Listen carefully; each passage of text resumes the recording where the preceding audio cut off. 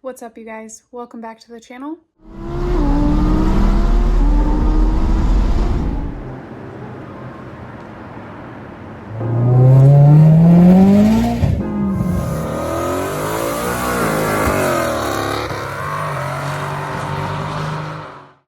Today's video, I am not working on the Mustang.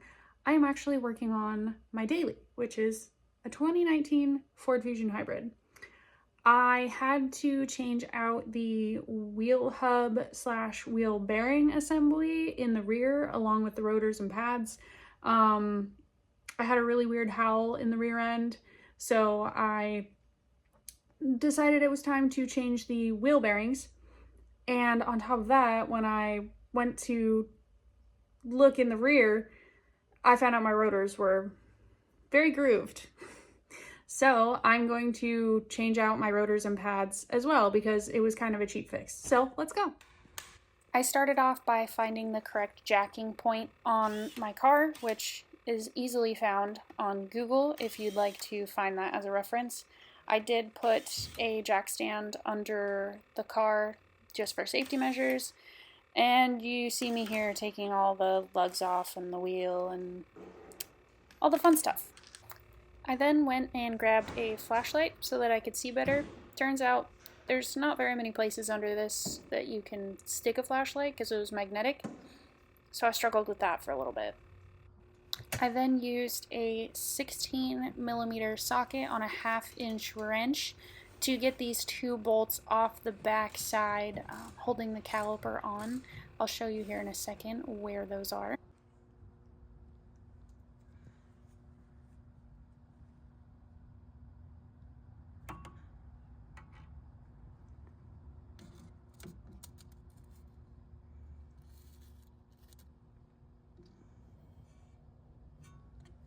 I then used a bungee cord to secure the caliper away from the rotor and everything else that I was going to be working on. And I used a rubber mallet to get the rotors off. It was much easier than the ones on my Mustang.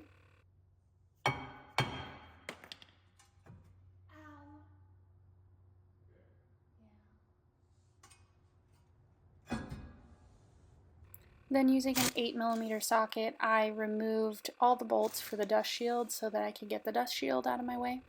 Next, we're going to tackle these 4 bolts that hold in the wheel hub assembly and that sensor that's plugged in the back. I was struggling with the bolts on the back side of the wheel hub assembly for a little bit, so I hit them with some WD-40. It actually helped quite a bit. I did have to move some lines out of my way. I didn't disconnect the lines, I just removed the bracket that held them on and moved them out of my way. I did have to put all of my body weight and muscle into getting these 4 bolts out on the back side of this with a 15mm socket, I believe it was, and a 1/2-inch wrench. They were very tight. Also, apparently I didn't record this part, but after I got all the bolts out, I had to take the wheel hub assembly out, and I had to use a hammer for this because it was really stuck in there, and then I went ahead and cleaned out the inside just so the next ones won't get stuck. And then I had to plug the sensor back in and thread the bolt. So you're gonna put that back in there. Use a screw. Easy.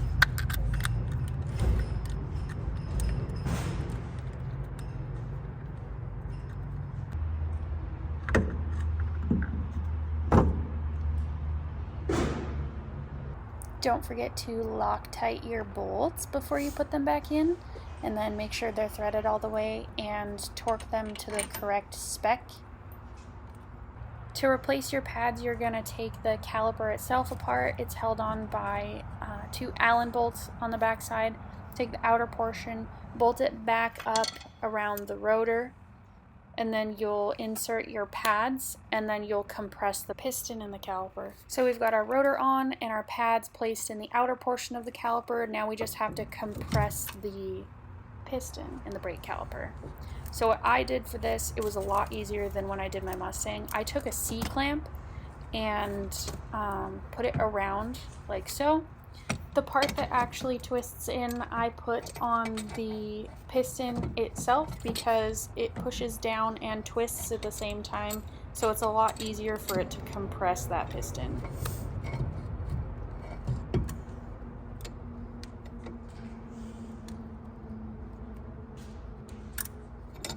Don't forget to put the anti-seize on the pads as well. I did that after I filmed this. And then once you have this around the brake pads, you'll just take those Allen key bolts and put everything back together, and then you can put your wheel on and you're good. As always, you guys, thanks so much for watching. Don't forget to like, comment, subscribe, and share.